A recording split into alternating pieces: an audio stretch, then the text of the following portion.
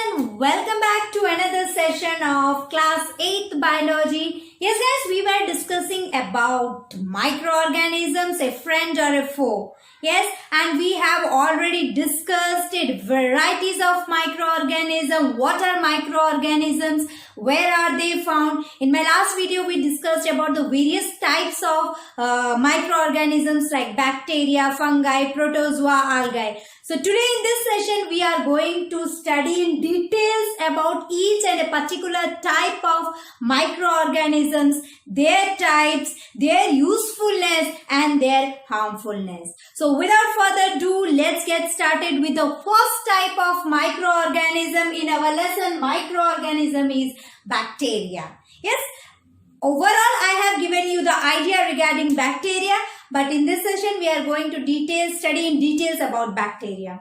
So bacteria, guys, as we have discussed, it's a single-celled organism. Yes, I have told you, single cell, you're unicellular. So bacteria are unicellular microorganism.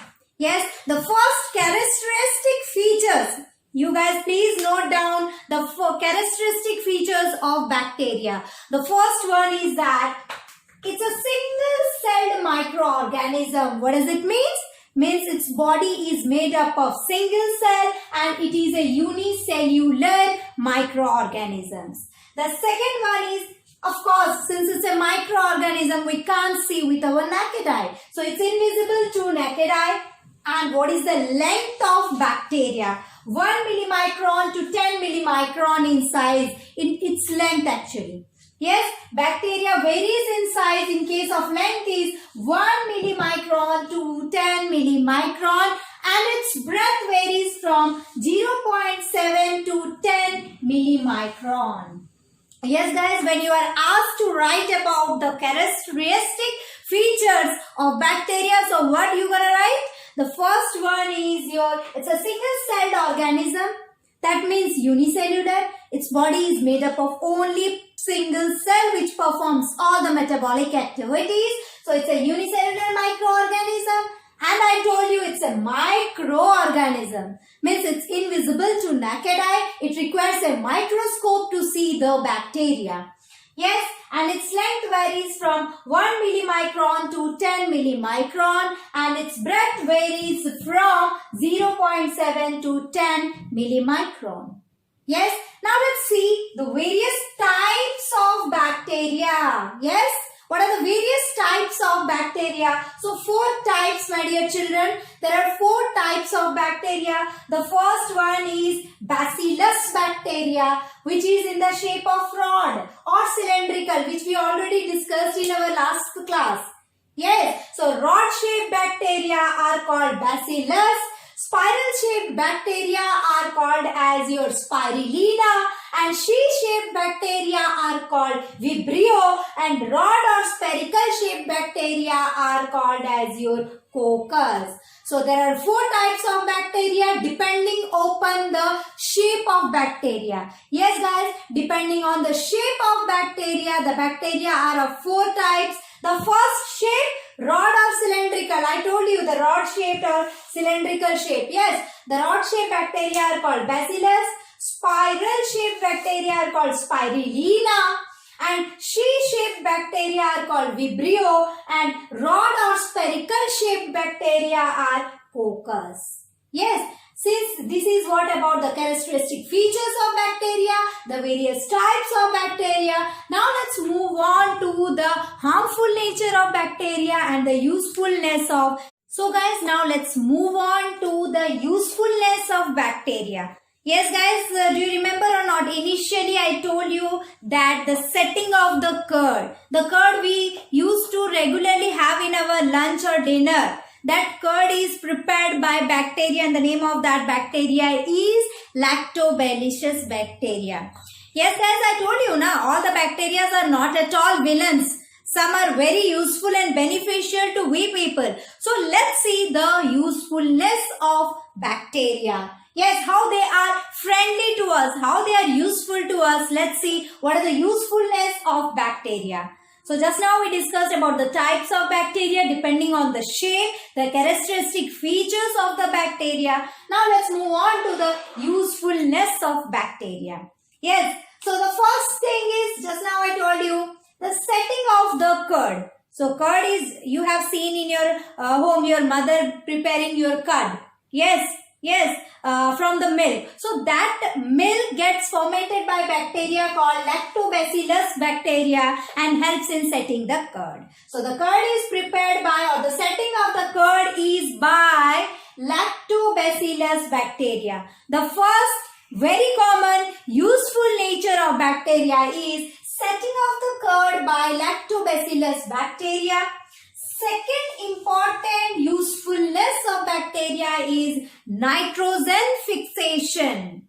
Yes, nitrogen fixation. Yes guys, we are going to read in details about nitrogen fixation and nitrogen cycle in the later part of the video.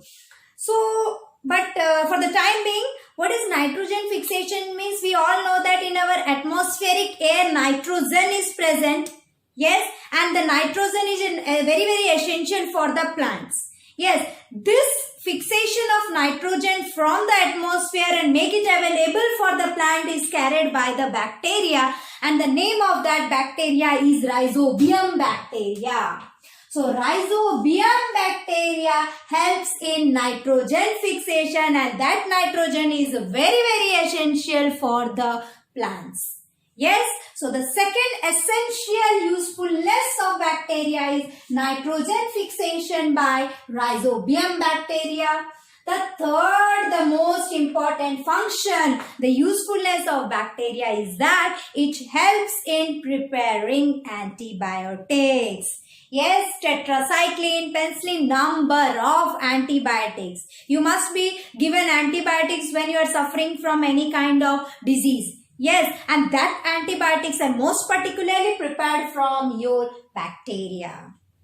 Yes guys, so these medicines, particularly the antibiotics, are prepared by the dead bacteria. Yes, now let's move on to the agricultural field, manure.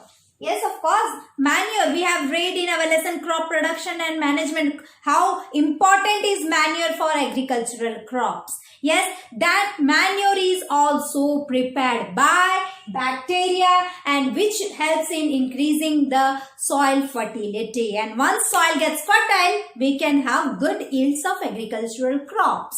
So it helps in improving the fertility of the soil. And the next usefulness, it keeps the environment very clean. How come? You are going to ask me how bacteria is helpful in cleaning the environment? Of course, you know, bacteria acts upon the dead decomposing material. Dead animals, bacteria acts upon and collects its nutrition from dead decomposed material, and in this way it helps in making the environment clean. अगर bacteria नहीं होते तो everywhere you can find dead bodies and even we don't get any place to live. Yes, it's because of bacteria which helps in decomposition of the dead materials. It keeps our environment clean by the process called decomposition. Yes, and the last function and usefulness of bacteria is that it helps in the production of vinegar, which we are using in our chow means and all. Yes, so it helps in the production of vinegar. So what are the usefulness, guys, that we have learned now? Usefulness of bacteria. First, the very important, come on with me, setting of the curd. Second, nitrogen fixation, which is very essential for our agricultural field. Nitrogen fixations, that is done by, what is the name of the bacteria? What is the name of the bacteria which is responsible for the nitrogen fixation? Rhizobium bacteria. Yes, rhizobium bacteria is responsible for nitrogen fixation. Lactobacillus bacteria is responsible for setting the curd. Third, in medicines, of course, antibiotics are prepared from bacteria. It helps in making manure, which increases the fertility of the soil. And it keeps the environment clean by decomposing the dead matter present in the environment and making the environment clean. And finally, it helps in preparing the vinegar. So we have got loads of usefulness of bacteria. Yes guys, now you can understand how they behave as a friend to us. But at the same time, they are foe to us. They are enemy. How? Because they causes a loads and number of diseases.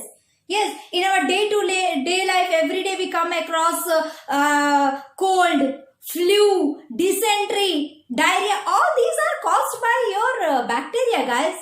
Yes, let's see the harmful nature of bacteria.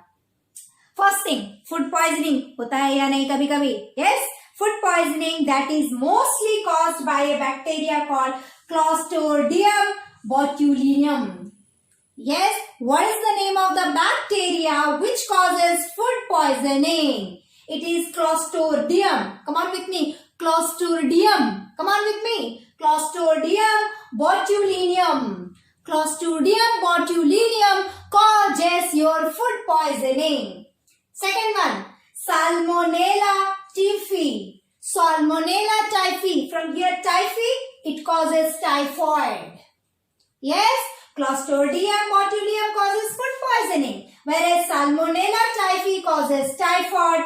Vibrio cholera causes your disease cholera. Yes, Vibrio cholera causes your cholera. And Bacillus coli causes diarrhea. So these are, you have to remember the names guys, which bacteria causes which disease. It's up to you, you need to remember it properly. Yes, once again, what are the harmful nature of bacteria? Mostly it causes diseases like common cold, flu, your dysentery. All these are the common diseases caused by the bacteria. The first one, Clostridium botulinum. Yes, Clostridium botulinum is caused, this bacteria causes food poisoning. Salmonella typhi causes typhoid. You must have heard about typhoid. And Vibrio cholera causes your cholera. And Bacillus coli bacteria causes diarrhea. So these are the harmful nature of the bacteria. Now you understood what are bacteria, what are the characteristic features of bacteria, what are the usefulness of bacteria, what are the harmful nature of bacteria. I hope you are clear about bacteria now. Let's move on to the next type of microorganism, fungi. Yes, aa gaya dimag mein mushroom. So let's move on to mushroom. Let's move on to fungus. So now let's discuss about the second type of microorganism, fungi. Yes guys, fungi. So generally there are 4 types of fungi, as you can see here. 4 types of fungi. First one, rust fungi, that can be seen with microscope. Second one, molds. I already told you about molds. Yes, the rotten bread, the greenish powder present over the rotten bread, that are called molds. And what is the shape of that fungi? It's actually pin shape, paper pin shaped in structure. Yes, the molds are paper pin in shape. Mushrooms, yes, of course, yes, and it's, you all have seen mushrooms. It's a edible, right? So it's an umbrella shape, or you can say it as a club shaped fungi. Yes, so mushroom is an umbrella or club shaped fungi. And the fourth one is puff ball. Ball, that means it's spherical in shape. So generally here there are 4 types of fungi. Yes, there are 4 types of fungi. The first one is the rust fungi. The second one is the mold fungi. That mold fungi is generally in the pin shape. And third one is mushroom. As we all know, it's a club shaped or umbrella shape. And the fourth type of fungi is your puff ball, that is round shape or spherical in shape. So now let's see about what are the characteristic features of fungi. How is it? How is this fungi? Of course, we discussed it's colorless. And why it is colorless? Because it don't have chlorophyll pigment like other plants. And it does not participate in photosynthesis. Yes, it's a colorless fungi and it don't have chlorophyll pigment, and it's almost unicellular. Unicellular, single cells. So just like bacteria, fungi are also single celled organisms or unicellular. So what are you going to write in characteristic? Colorless, lack of chlorophyll, lack of chloroplast, and it's a mostly club shaped, spin shaped, or your round in shape, and it's unicellular. Yes, these are the characteristic features of the fungi. Now let's see the harmful nature of the fungi as well as the useful nature of fungi. How fungi behaves as a friend to us and how fungi behaves as a foe to us. So first one, usefulness of fungi. How they are friendly to us. So yeast, I told you, your pizzas, your burgers, your chole bhature. Yes, bread, pickles, cheese, dhokla, idli. All are because of your yeast. Because yeast is that fungus that reproduces very quickly. Yes, yeast reproduces very quickly and this yeast converts the sugar present in the food particle into alcohol. And that conversion of, remember guys, that conversion of the sugar into alcohol is called fermentation. And because of this fermentation, you might have observed that when your mother has prepared the bhatura dough, yes, after some times it increases in size. It becomes double in size. Why it becomes double in size? Why the dough becomes double in size? Because of fermentation. And what is fermentation? The conversion of the sugar into alcohol. Who converts this sugar into alcohol? Your fungi, which is yeast. Yes, yeast helps in the conversion of the sugar into alcohol. And that process is called as your fermentation. And due to this fermentation, carbon dioxide is released which makes the dough double in size. Please go and do at your home. Take some maida. Take some maida ले लो, उसमें yeast डालो और कुछ देर के लिए छोड़ दो. You will observe that the maida will become double in size. This is because of fermentation. And who does it? Yeast. Yes, because it reproduces very fast, guys. Yes. And what is the second usefulness of yeast?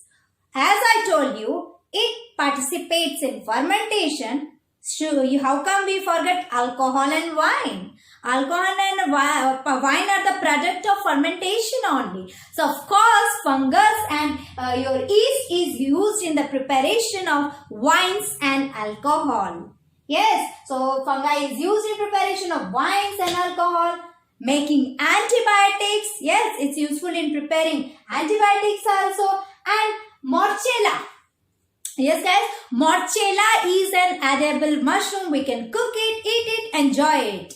Yes, morchella is an edible mushroom. Molds, I told you what are molds, that helps in the preparation of manures, and we know how useful are manure for our agricultural field. And finally, it helps in the preparation of vitamins. Yes, so what are the usefulness of fungi, guys? It helps in preparation of loads of foodstuffs. Yes, cheese, dhokla, idli, pickles, your pizza, burger, everything is done by yeast. Why yeast? Because it converts the sugar into alcohol. That is called as your fermentation.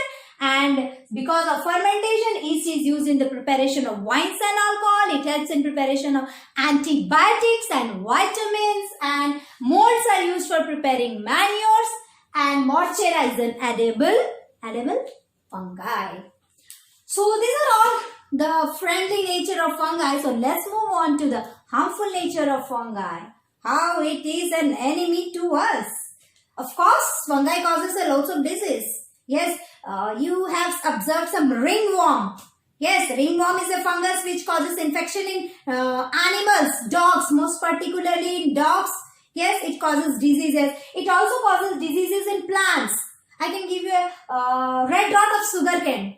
You have seen the sugarcane stem. Some red sada hua nazar aata hai. Red dot like structure, rust like structure is present.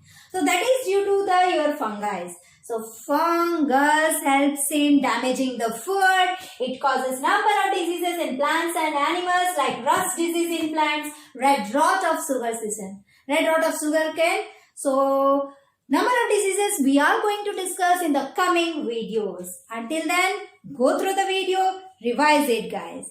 We'll meet very soon. Until then, stay healthy, stay safe and free from disease. Bye.